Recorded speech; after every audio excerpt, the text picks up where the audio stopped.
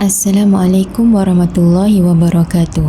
Pada hari ini saya akan berkongsi tadabbur daripada surah An-Nur ayat 40. Allah Subhanahu wa taala berfirman, atau keadaan orang-orang kafir itu adalah seperti gelap gelita di lautan yang dalam yang diliputi ombak. Di atasnya ombak lagi, di atasnya pula awan, gelap gelita yang berlapis-lapis. Apabila dia menghulurkan tangannya, hampir-hampir dia tidak dapat melihatnya. Dan sesiapa yang tidak diberi cahaya oleh Allah, maka tiadalah baginya cahaya sedikit pun.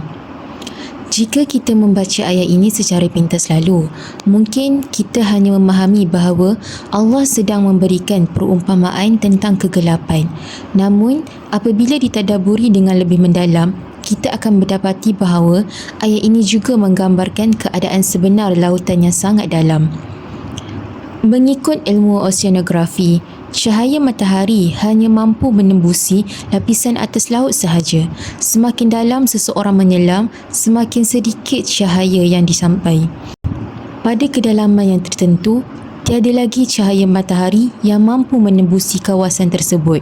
Sebab itulah, laut dalam berada dalam keadaan gelap sepenuhnya sehingga manusia sendiri tidak dapat melihat tangan mereka jika berada di situ. Selain kegelapan, laut dalam juga mempunyai tekanan air yang sangat tinggi. Semakin bertambah kedalaman, semakin tinggi tekanan yang dikenakan ke atas tubuh badan. Disebabkan keadaan ini, manusia tidak mampu meneroka dasar laut menggunakan peralatan biasa. Penerokaan hanya boleh dilakukan dengan kapal selam atau kenderaan khas yang direka untuk menahan tekanan tersebut. Apa yang lebih menarik ialah sehingga hari ini, para saintis masih belum berjaya meneroka sebahagian besar lautan dunia. Menurut National Oceanic and Atmospheric Administration (NOAA), lebih daripada 80% lautan dunia masih belum dipetakan, diteroka atau dikaji secara terperinci. Ini menunjukkan bahawa walaupun teknologi manusia berkembang dengan begitu pesat, masih banyak rahsia yang tersembunyi di dasar lautan. Kadangkala kita mendengar orang mengatakan bahawa manusia lebih banyak mengetahui tentang angkasa berbanding dasar laut. Walaupun kenyataan itu tidak tepat secara mutlak, hakikatnya laut dalam sememangnya merupakan antara tempat yang paling sukar diterokai di bumi kerana tekanannya yang sangat tinggi, kegelapan yang menyeluruh dan keluasannya yang amat besar. Apabila kita kembali kepada ayat surah An-Nur tadi, timbul satu persoalan. Bagaimanakah Al-Quran yang diturunkan lebih 1400 tahun dahulu mampu menggambarkan keadaan laut yang dalam yang gelap gelita? Sedangkan pada ketika itu, manusia belum mempunyai kapal selam ataupun teknologi moden untuk meneroka dasar laut. Di sinilah kita melihat kebesaran Allah Subhanahu wa taala. Al-Quran bukanlah sebuah buku sains, tetapi setiap kenyataannya adalah benar. Allah mengetahui segala yang berada di langit dan di bumi kerana Dialah penciptanya.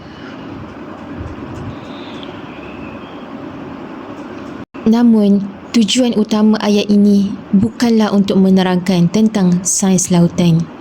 Menurut Ibnu Katsir, Allah menggunakan keadaan laut yang gelap sebagai satu perumpamaan tentang hati manusia yang jauh daripada petunjuk. Sebagaimana seseorang yang berada di laut dalam tidak mampu melihat walaupun tangannya sendiri, begitulah juga hati yang tidak menerima cahaya hidayah. Harta, ilmu dan teknologi tidak akan mampu memberi petunjuk jika Allah tidak mengurniakan cahaya iman kepada seseorang. Oleh itu, tadabbur daripada ayat ini mengajar kita dua perkara.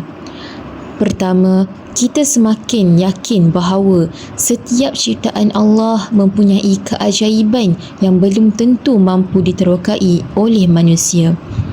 Kedua, kita hendaklah sentiasa memohon agar Allah mengurniakan cahaya hidayah kepada kita, kerana tanpa petunjuknya, manusia akan hidup dalam kegelapan walaupun memiliki ilmu dan teknologi yang tinggi. Kesimpulannya, surah An-Nur ayat 40 ini bukan sahaja mengajak kita mengagumi kehebatan ciptaan Allah di lautan, malah mengingatkan kita bahawa cahaya yang paling penting dalam kehidupan ialah cahaya iman dan hidayah daripada Allah Subhanahu Wa Taala. Sekian daripada saya. Terima kasih.